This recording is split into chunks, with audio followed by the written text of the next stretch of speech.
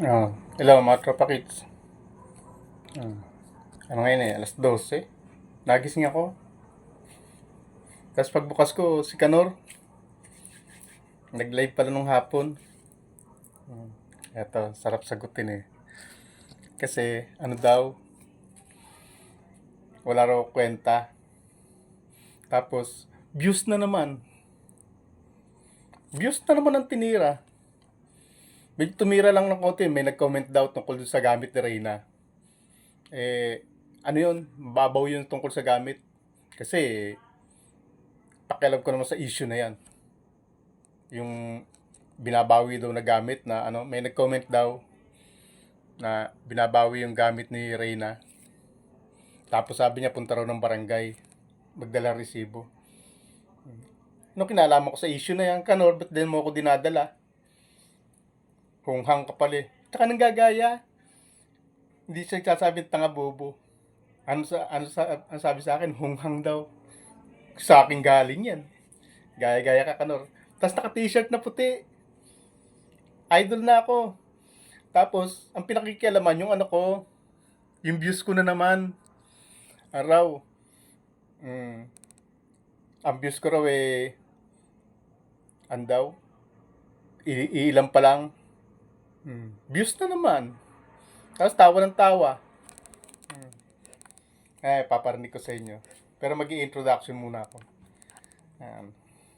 Kasi kung siya naman paririnig ko, mauubusan man ako ng oras, wala naman ako masasabi.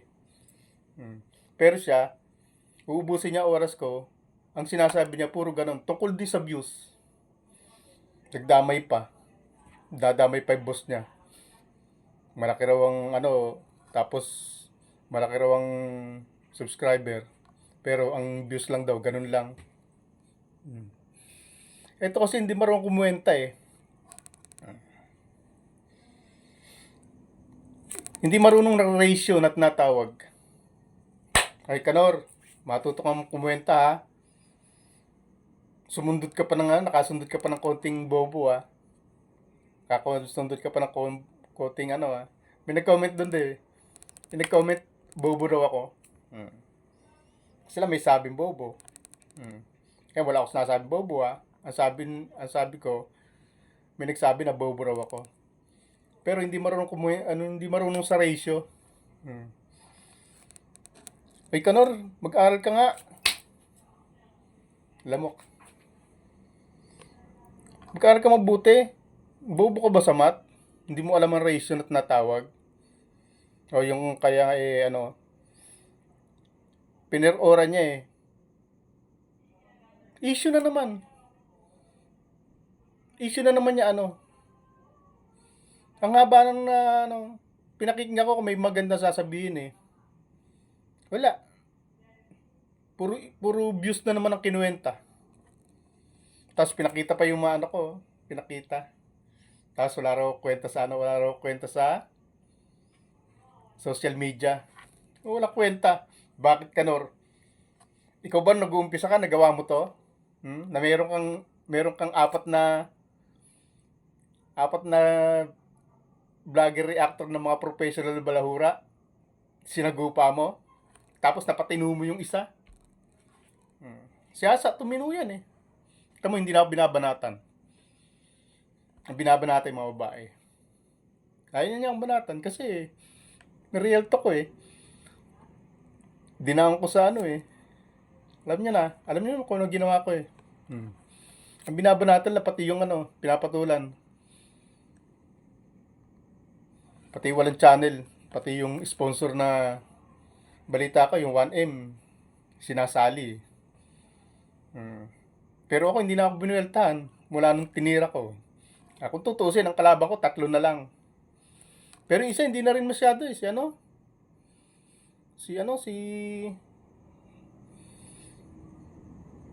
Yung nagpapaganda na. Si Kunyang. Tapos, inaanto, magpa-feeding daw. Na naman, feeding. Mamaya, ma-feeding nyo, magtai pa yan eh. Kayabangan lang yung feeding. Totoo lang Kanor, kayabangan lang yan. Kung magpa-feeding ka, gawin mo advocacy, tuloy-tuloy. Araw-araw feeding ka. Okay, once a week, ganun. Kaya wala eh. Papa-feeding na minsan, photo op lang.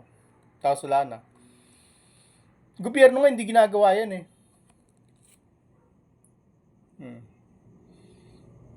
Nagpipiding lang ang gobyerno kapag ka ano eh. May mga nasalanta. Ayan. Mga kailangan ng mga agarang ano. Alam mo, may mga nasunugan. May magpupunta sa ngayon ng gobyerno doon. Kahit pa magpapakain sa ano, sa mga nasunugan. O kaya naman mga nabahaan. Ayan.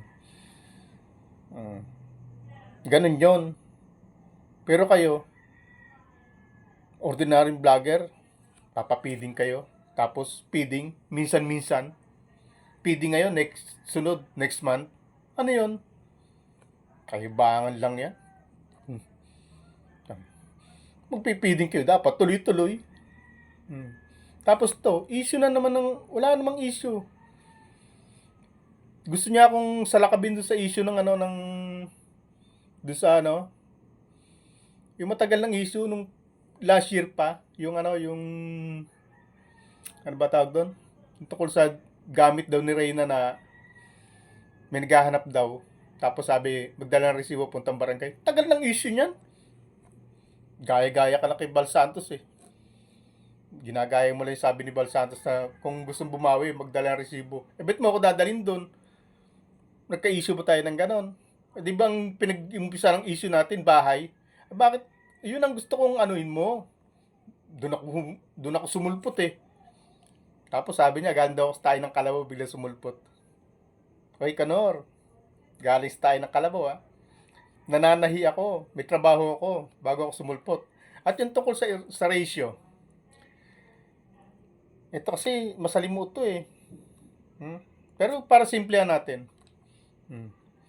Ang subscriber niya ay 94,000.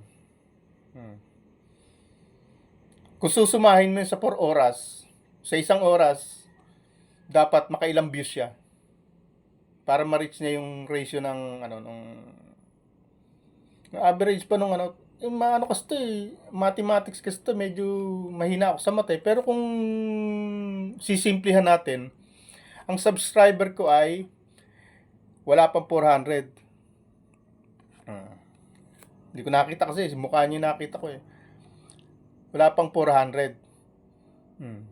Ngayon, pag nag-views ako sa loob ng isang oras, nag-views ako ng 50. Di ibig sabihin, halos ika-4 na bahagi nun, 1/4 nun, kuha ko na. Di ba? Okay, Kanor, makinig ka mabuti ha. Halimbawa 400 ang viewers ko, ng subscriber ko. Ngayon, sa loob ng isang oras at naka 50 ako, no? Kanor, ibig sabihin, sa loob ng isang oras, kuha ko na yung halos 1/4 ng subscriber ko. Di may 350 pa. Di ba? Oh. Ganun yung Kanor. 315 lang hahabulin ko. Eh kung sa loob ng isang araw, nakuha ko yung 400. Okay, naka 200 ako. Eh di kalahati na ng subscriber ko, kuha ko. Eh ikaw, Kanor, kaya mo bang kunin yung kalahati ng 94,000? Ha? Ang kalahating 94,000 eh, ano yun eh. Bali, sabihin natin 100,000 na para medyo madaling kwentahin, para hindi tayo mahirapan pa. Bali, 100,000. Ang 1/4 ng 100,000 ay, sa kalahati mo na, 50, di ba? Ibig sabihin, kung susumahin yung views mo, punta naman tayo sa views. Di ba? 100,000. Ibig sabihin, sa loob ng isang araw, kailangan maka 50,000 ka. Di ba? Eh, ang views mo lang eh, sa loob ng isang araw eh, 3,000. Eh di wala. Kamote. Eh, sa akin ang kwentahin mo, 400 subscriber. Yung sa akin lang kwentahin natin para mas maliit, madaling kwentahin. Alam mo, naka 400 subscriber ko. Eh, paano kung sa loob ng isang araw maka 200 ako? Ibig sabihin, kuha ko yung kalahati. At sasabihin mo lang kwenta. Eh, ikaw, kahit pa sabihin, ikaw, isang linggo eh. Yung kalahati ng subscriber mo, hindi makukuha eh. Yung 50,000, hindi makukuha eh. Maka 50,000 ka ba sa loob ng isang linggo? Eh ako, pag yung views ko, ang subscriber ko ay 400, pag inabot ng isang linggo ang ano ko, ang video ko, aabot ng 400 eh. Abot ng 400 ang views. Hindi ibig sabihin, halos kuha sa pool yung 400 na subscriber ko. Naubos ko yun. Abot yun. Eh, ikaw, bigyan kita ng isang linggo.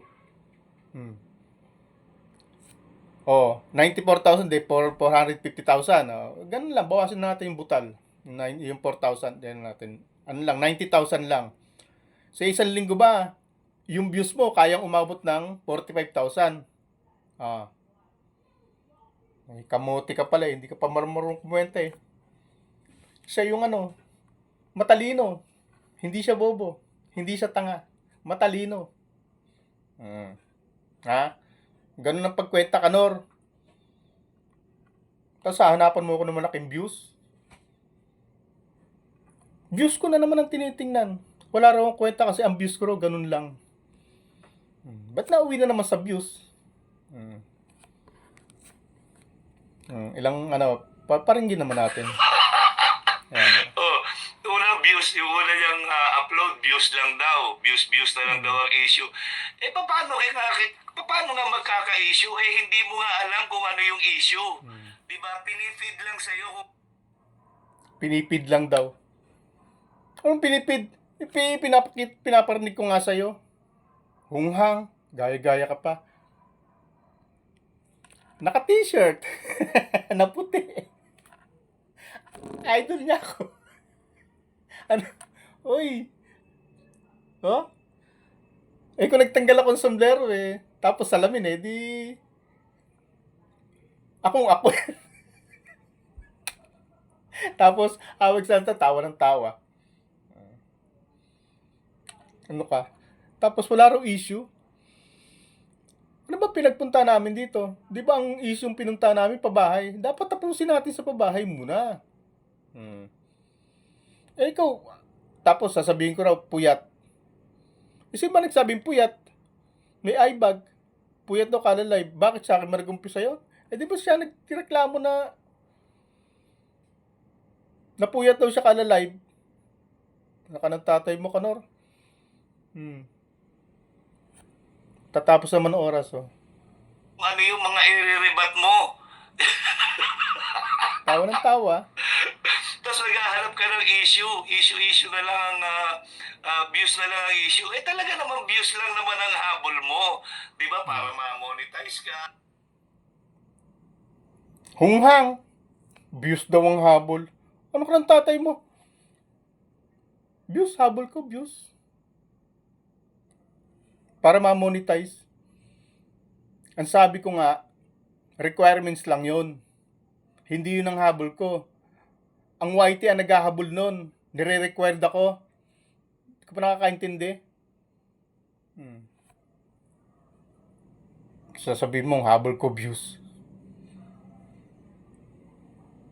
Nire-require ako ng YouTube.